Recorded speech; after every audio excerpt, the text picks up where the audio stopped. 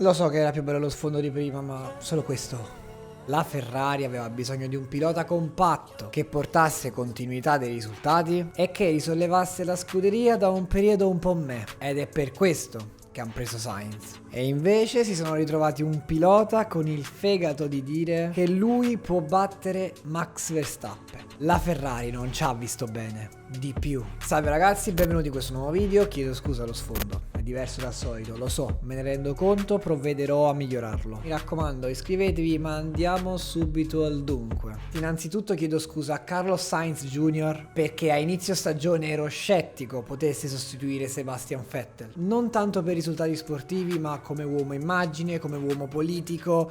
E invece... Però no, basta dire che nel 2021 è stata una rivelazione, perché non lo è. Anzi, lui soprattutto sapeva di essere una certezza. In 118 gare 85 volte a punti. E che sarà mai se non fosse che è stato per 3 anni in Toro Rosso? 2015, 2016 e 2017. Miglior risultato in Toro Rosso, quarta posizione. Miglior risultato in Renault, quinta. Seconda e terza posizione in McLaren, fino ad arrivare in Ferrari con 4 podi, di cui un secondo posto a Monaco. E diciamolo, le Q3 Carlos Sainz non le ha svolte, o almeno non del tutto. Sì, Giapoliello. I cannot believe it! I cannot believe it! Red flag, stay positive. No, this is unfair.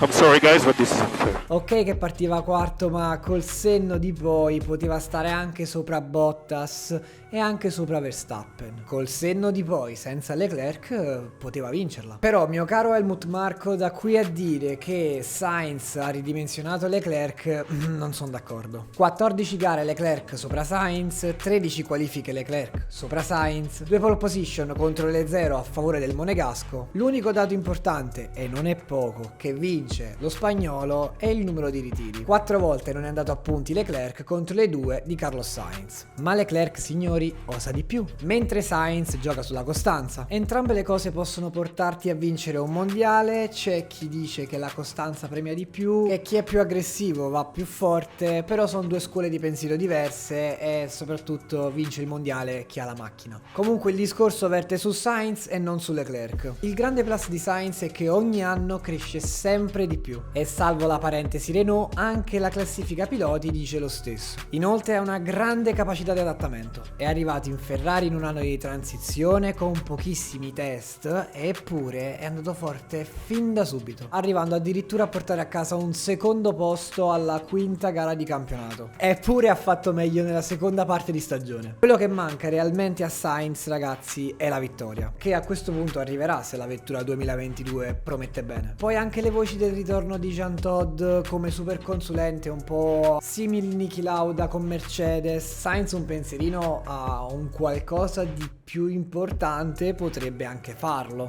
Inoltre, permettetemi un paragone che ho trovato sul web molto interessante, che reputo in parte vero.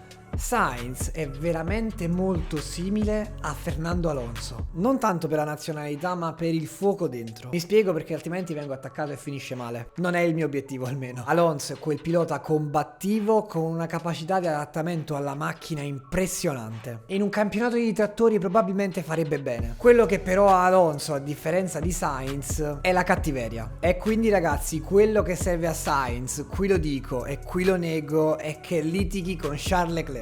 L'ho detto, ma fermi tutti. Il messaggio che voglio far passare è: Sainz è sempre stato spesso fin troppo tranquillo e razionale. Serve qualcosa che gli faccia staccare la spina, e la cosa migliore sarebbe litigare con Leclerc. Attenzione però, non sto dicendo che questa sia la cosa migliore per la Ferrari, ma ricordate la lotta a Vettel-Leclerc? Quanto ha influito sulla crescita del monegasco? Troppo. Quanto potrebbe influire un eventuale battibecco tra Sainz e Leclerc sulla crescita di entrambi? Sainz ha sempre lavorato per fatti suoi, quasi alla ora et labora, locuzione latina che, se tradotta, significa prega e lavora o prega e fai fatica. Da solo, per fatti tuoi, chiuso dentro un monastero. Sainz così facendo potrebbe completarsi e allo stesso modo Leclerc. Sainz magari osando di più e Leclerc magari gestendo di più. E chi lo capirà prima, qualora il 2022 dovesse essere l'anno della Ferrari, vincerà il mondiale. Ma come ho detto anche prima, qui lo dico e qui lo nego. Però voglio la vostra nei commenti, quindi mi raccomando, magari passate e iscrivetevi.